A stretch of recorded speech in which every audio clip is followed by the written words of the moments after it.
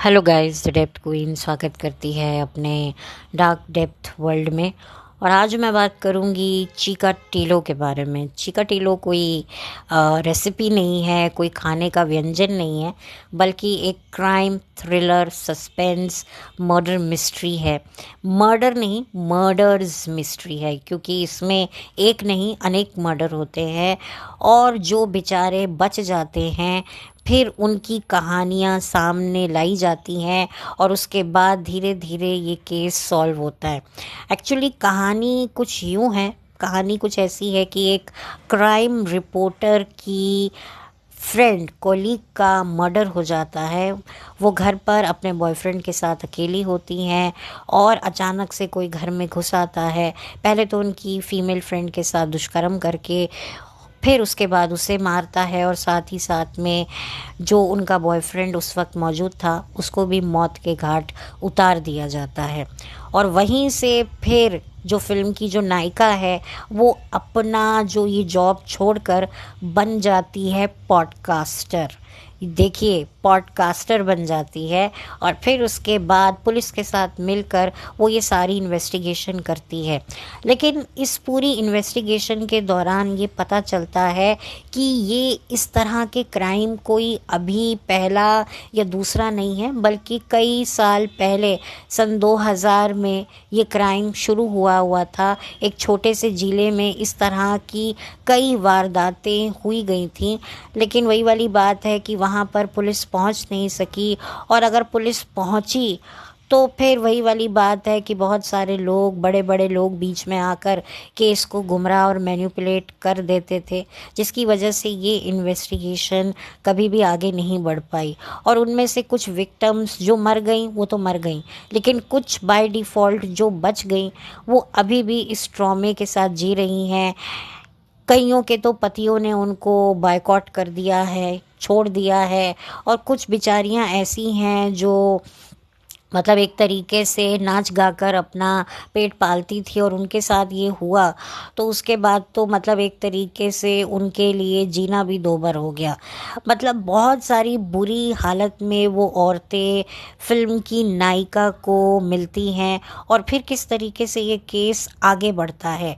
ये काफ़ी ज़्यादा काबिल तारीफ़ इसका डायरेक्शन मुझे लगा और बहुत ही एक अलग कहानी है। कॉन्सेप्ट शायद आप लोगों को सिमिलर लग सकता है, लेकिन जो इस मूवी का ट्रीटमेंट है वो काफ़ी डिफरेंट है। तो इस वजह से मैं इस मूवी को देख रही हूँ। मैं आपको बता दूँ कि ये साउथ की मूवी है जो हिंदी में डब्ड आपको मिलेगी अमेज़ॉन प्राइम में। और इसमें जो मुख्य किरदार जो अभिनेत्री निभा रही हैं उनका नाम है शोभिता। शोभिता ये वही हैं जिनका अभी कुछ समय पहले जो रिश्ता जुड़ा था वो नागा चैतन्य के साथ जुड़ा था, और नागा चैतन्य समंथा के एक्स हस्बैंड है। हालांकि शोभिता का पूरा नाम मैं नहीं ले पा रही हूँ क्योंकि काफ़ी डिफ़िकल्ट है मेरे लिए लेने में, तो मैं कमेंट सेक्शन में वो नाम लिख दूँगी। और शोभिता जो हैं बेसिकली मैंने थोड़ा उनके बारे में जानने की कोशिश करी, क्योंकि कोई किरदार अगर मुझे काफ़ी अच्छा लगता है, उसका काम मुझे अच्छा लगता है, तो मैं चाहती हूँ कि मैं उनके बारे में थोड़ी और डिटेल से बात करूँ और पब्लिक के सामने उनके काम को जो इससे पहले भी वो कर चुके हैं उसके बारे में थोड़ी चर्चा कर सकूँ। हालांकि मैंने शोभिता का काम इससे पहले देखा है नहीं देखा है मुझे याद नहीं है, क्योंकि मैं शोभिता को बाय फेस शायद जानती हूँ, लेकिन कई बार क्या होता है आप किसी का चेहरा जाना पहचाना सा लगता है पर आपको नाम नहीं पता होता, और कई बार नाम भी पता होता है और चेहरा भी पता होता है।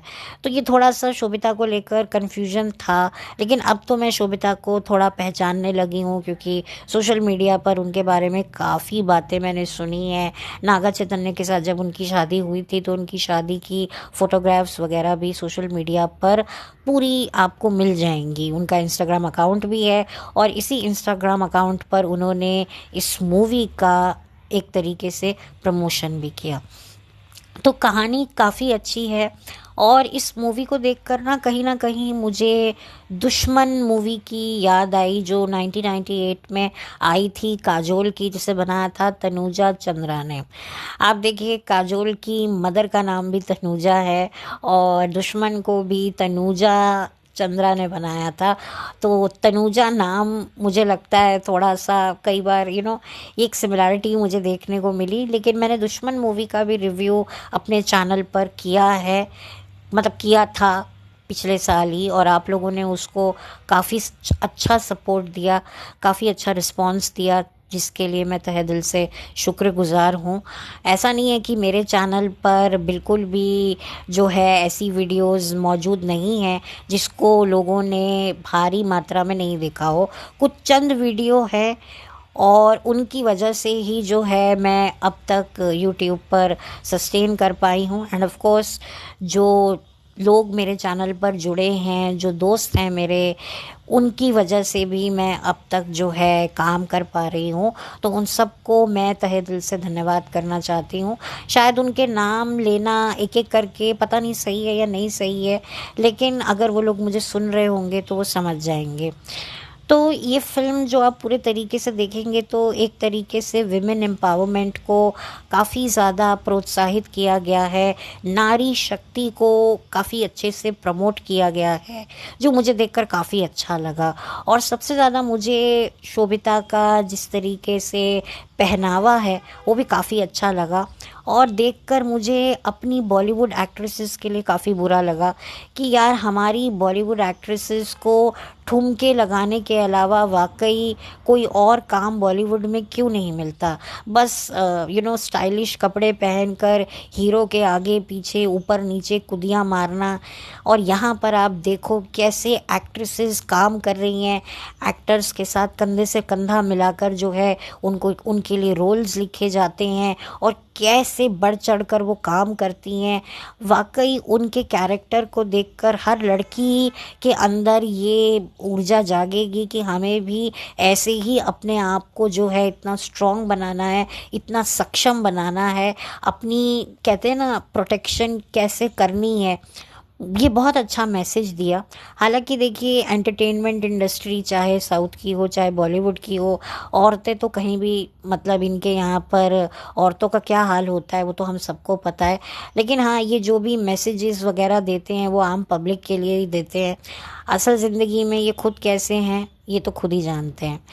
और अब थोड़ा थोड़ा पब्लिक भी जानने लगी है, इस वजह से थोड़ा सा ये लोग अब और भी कॉन्शियस हो गए हैं, ख़ास तौर पे बॉलीवुड वाले। लेकिन साउथ में भी काफ़ी पॉलिटिक्स, देखो पॉलिटिक्स तो हर जगह है, और चाहे वो एंटरटेनमेंट इंडस्ट्री किसी भी उसकी हो, पूरब पश्चिम उत्तर दक्षिण कहीं की भी हो, हर जगह पर गड़बड़ घोटाले तो रहते ही रहते हैं। हॉलीवुड में भी बहुत गड़बड़ घोटाले रहते हैं, तो गड़बड़ घोटाला तो होता ही रहता है। लेकिन हाँ, जो चीज़ मुझे एक अच्छी लगती है साउथ की, कि पहली बात तो ये है कि साउथ के पास बहुत अच्छा टैलेंट है, और दूसरा जो एक्ट्रेसेस को एक शो पीस, एक आई कैंडी, एक टिश्यू पेपर, एक बाथरूम की तरह नहीं दिखाते हैं। यहाँ पर तो एक्ट्रेसेस की क्या कीमत है, सिर्फ एक्टर्स के साथ रोमांस के लिए एक एक डॉल की तरह उनको लाकर खड़ा कर दिया जाता है। जैसे बाबी डॉल कैसे स्टाइलिश कपड़े पहनकर खड़ी हो जाती हैं एकदम। हम छोटे होते, आई एम श्योर आप लोगों ने भी बारबीज के साथ काफ़ी खेला है, अभी भी खेलते होंगे, मतलब जो बच्चे हैं आजकल के। हमने तो बहुत खेला है, हमने तो मोबाइल वगैरह ये सब देखा नहीं।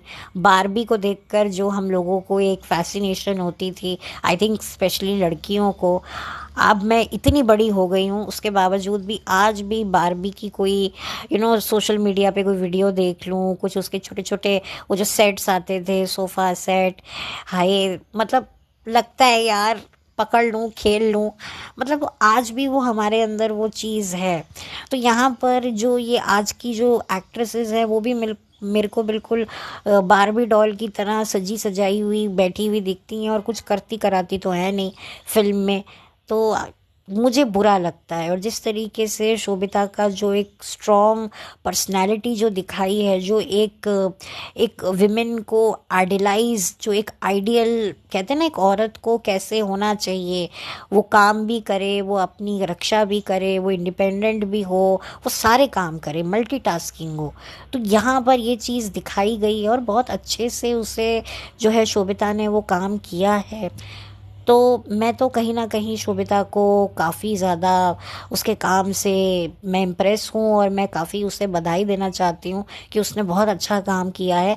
ठीक है, मैंने हिंदी डब्ड मूवी देखी है क्योंकि साउथ मूवी की लैंग्वेज मुझे समझ में नहीं आती है, लेकिन आई एम श्योर वो बहुत अच्छी एक्ट्रेस होगी। और उसने मैंने पढ़ा था कि उसने कुछ हिंदी वेब सीरीज़ में भी काम किया था अमेज़ॉन प्राइम की, मेड इन हेवन करके, और रनर्स अप रही वो miss I think miss India, Femina miss India की 2013 में।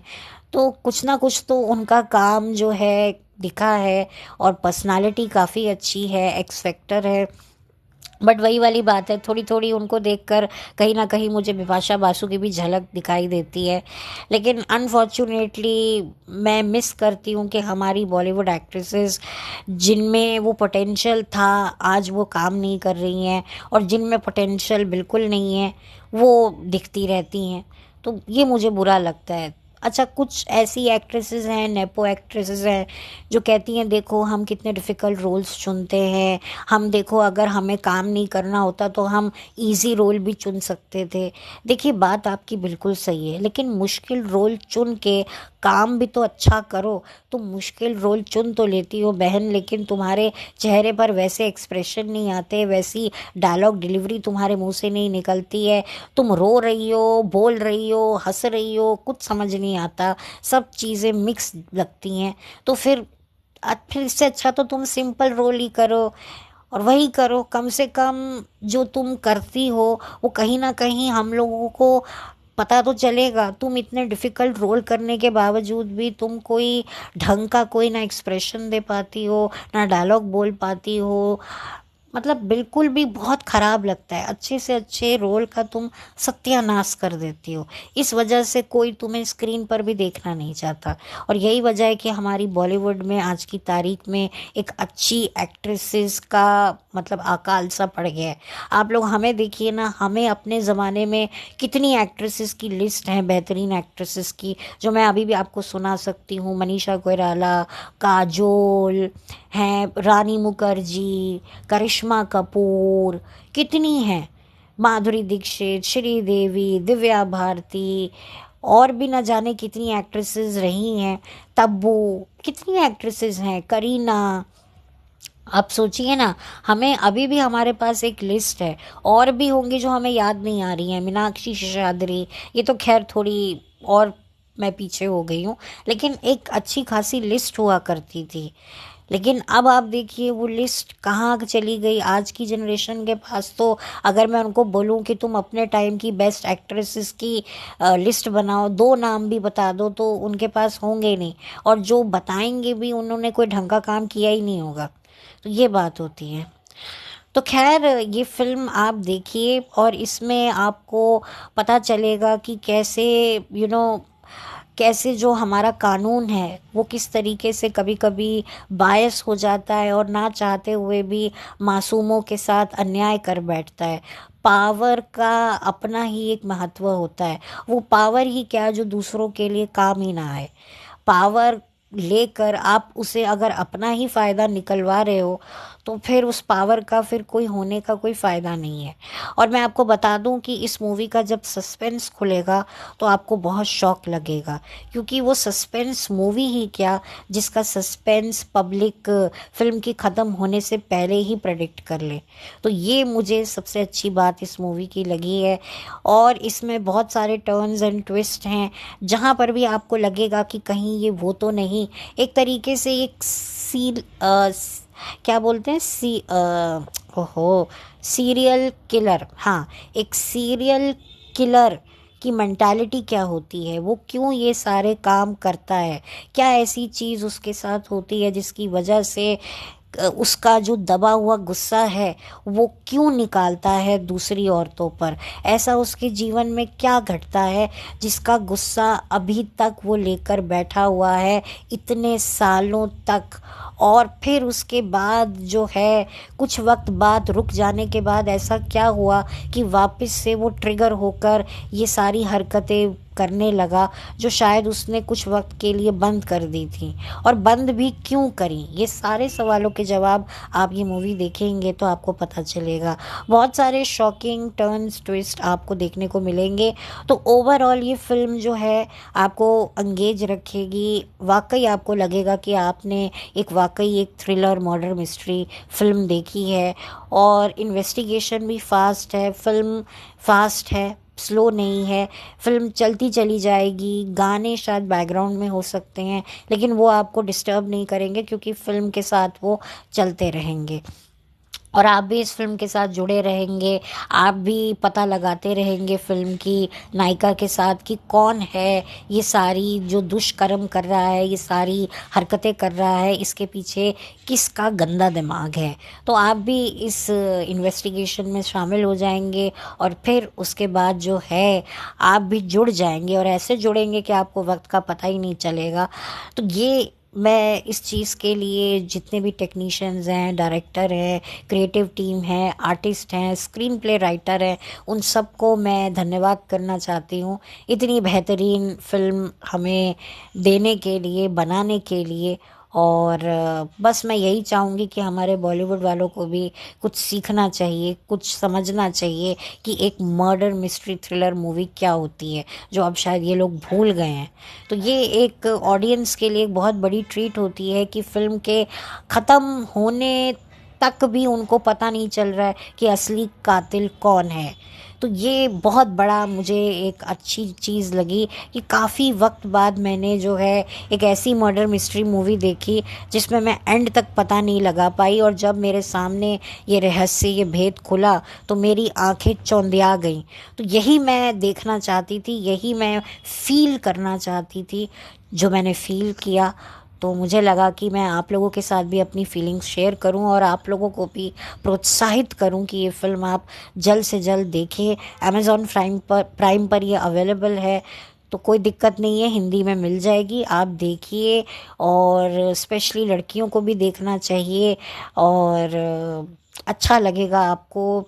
जो रोल है, जो किरदार है, उसके साथ आपको जुड़ाव महसूस होगा, आपके अंदर भी कुछ कर गुजरने की एक जो कहते ना एक शिद्दत है वो जागेगी। और करेज, महिलाओं में जो एक करेज होना चाहिए अपनी बात रखने का, अपने आप को प्रोटेक्ट करने का, एक जो जज्बा अगर आ जाए ना तो फिर वो औरत काफ़ी आगे बढ़ती है।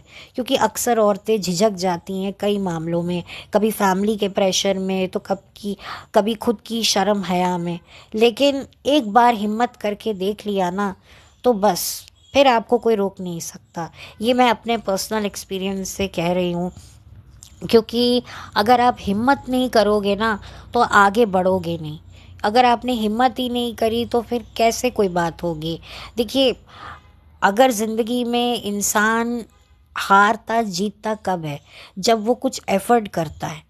अगर वो कुछ ज़िंदगी में एफर्ट ही नहीं करेगा तो क्या वो जीत देखेगा, क्या वो हार देखेगा।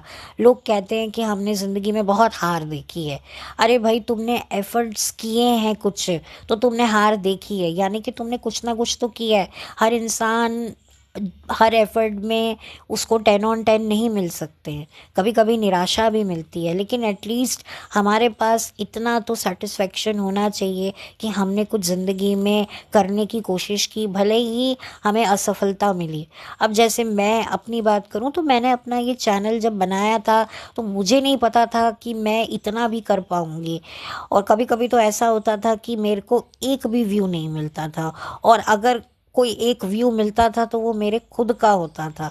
और आज भी मेरी कई ऐसी वीडियोस आपको मेरे चैनल पर मिल जाएंगी जिसमें व्यू है ही नहीं, 2 3 4 6 हैं। और कुछ मेरी ऐसी भी वीडियोस हैं जो बहुत अच्छा, जिन्होंने व्यूज़ हासिल किए हैं। तो मुझे खुशी होती है।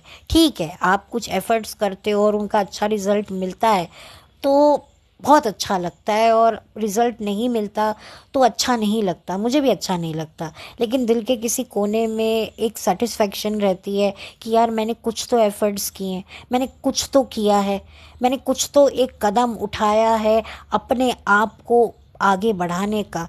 तो ये एक सेटिस्फेक्शन मुझे कहीं ना कहीं हिम्मत देती है। नहीं तो फिर मैं इतना भी नहीं कर पाती। एंड ऑफ कोर्स जो मुझे लोग मिले यूट्यूब पर, उनका भी बहुत बड़ा हाथ है।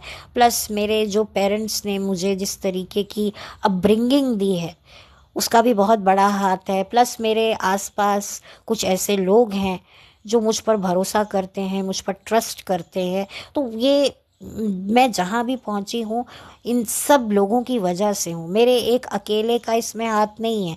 मेरा सिर्फ शायद 2 या 3% हाथ होगा, लेकिन बाकी जो मेरे आसपास के लोग हैं, जो मेरे दोस्त हैं, एंड ऑफ कोर्स जो मेरे चैनल से जुड़े हैं, ये जितने भी लोग मुझे सुनते हैं, मेरे साथ मेरे चैनल को सब्सक्राइब करते हैं, उनका भी बहुत बड़ा हाथ है। तो तहे दिल से मैं सबका शुक्रिया अदा करती हूँ। तो इसीलिए मैं बताती हूँ कि कितनी करेज की कितनी ज़रूरत है। आप औरत हो या आदमी हो, स्पेशली औरतें थोड़ी संकोचित होती हैं, थोड़ी झिझक जाती हैं। अब तो खैर औरतें काफ़ी स्मार्ट हो गई हैं, दबंग हो गई हैं, लेकिन कभी कभी हमें अपने लिए स्टैंड लेना चाहिए। और ये फिल्म वही मैसेज, उद्देश्य सिखाती है, बताती है। तो इसी के साथ मैं इस वीडियो को बंद करना चाहती हूँ, क्योंकि मैं ज़्यादा इस फिल्म का सस्पेंस खोलना नहीं चाहती हूँ, क्योंकि मैं चाहती हूँ कि आप लोग देखें, इसकी एक एक इन्वेस्टिगेशन में आप इन्वॉल्व हों। कैसे जो है पकड़ा जाता है, कैसे सारी चीज़ें बहुत ही अच्छे तरीके से, मतलब जो साउथ इंडस्ट्री के जो राइटर्स हैं वो काफ़ी इंटेलिजेंट हैं। हाँ, कुछ ऐसी फिल्में साउथ में भी बनती हैं जो बिल्कुल भी अप टू द मार्क नहीं होती हैं। मैंने अपने चैनल पर कुछ एक फ़िल्म का भी रिव्यू किया था, कंठा करके, जो साउथ की थी। हालांकि मैंने सोचा था कि ये फ़िल्म भी कुछ अच्छी होगी, लेकिन वो अप टू द मार्क नहीं निकली। तो ऐसा नहीं है कि साउथ इंडस्ट्री की फ़िल्में फ्लॉप नहीं होती हैं, बिल्कुल होती हैं, लेकिन बहुत कम ऐसी फिल्में होती हैं जो डिसअपॉइंट करती हैं। ज़्यादातर जितनी भी सस्पेंस फिल्म्स होती हैं, अब जैसे दृश्यम है जो अजय देवगन की है, वो भी बेसिकली साउथ सिनेमा से ही इंस्पायर है, तो उसका हिंदी रीमेक बनी है। तो मैं यही कहना चाह रही थी। तो इसी के साथ मैं चिकाटिलो को बहुत सारा धन्यवाद करना चाहती हूँ। मुझे देखकर बहुत अच्छा लगा, एंड आई एम श्योर, मुझे उम्मीद है कि जब आप ये मूवी देखेंगे तो बिल्कुल भी डिसअपॉइंट नहीं होंगे। और शोभिता बहुत अच्छा काम किया है उन्होंने। I wish her good luck, और मैं चाहती हूँ कि वो और भी अच्छा काम करें और अच्छा नाम करें। वाकई उनमें पोटेंशियल है, उनमें वो बात है जो एक एक्ट्रेस में होनी चाहिए। और बहुत ही सिंप्लिसिटी से उन्होंने अपना काम किया है। किसी तरह का कोई शोशेबाजी उनके कॉस्ट्यूम्स में मैंने नहीं देखी है। वो चीज़ मुझे बहुत अच्छी लगती है कि सिंप्लिसिटी, एक एक्ट्रेस की सिंप्लिसिटी प्लस उसकी क्रिएटिविटी प्लस उसका टैलेंट ही उसको आगे लेके जाता है। ये चमक दमक करके, अगर आप में टैलेंट ही नहीं है तो वो चमक दमक भी बहुत ख़राब लगता है। जैसे हमारी बॉलीवुड एक्ट्रेसेस कितना मतलब चमक दमक दिखाती हैं, लेकिन जब काम करने पे आती हैं तो फिर वो चमक दमक भी बड़ी इरिटेटिंग लगती है। और यहाँ पर एक्ट्रेसेस सिंपल सलवार कमीज़ में या एक अच्छी सी टॉप है और जीन्स में कितनी अच्छी तरीके से वो काम कर रही है। मतलब ज़रूरी नहीं है कि आपको एक एक्ट्रेस को एक शो पीस की तरह सजा धजा कर जो है कैमरे के सामने लेकर आना है। आपको उससे काम तो करवाओ, सजना धजना बात की बात है। इसमें भी एक अच्छी वे से जो है शोभिता की ड्रेसिंग दिखाई गई है, साड़ी भी पहनी है, पूरे तरीके से सारे वो दिखाए गए हैं जो एक औरत के पहलू होते हैं, उन सारे पहलुओं को भी जो है फिल्म के माध्यम से दिखाया गया है कि कभी दुर्गा भी बन जाती है, तो कभी सरस्वती भी बन जाती है, कभी लक्ष्मी भी बन जाती है, औरत के कई रूप होते हैं।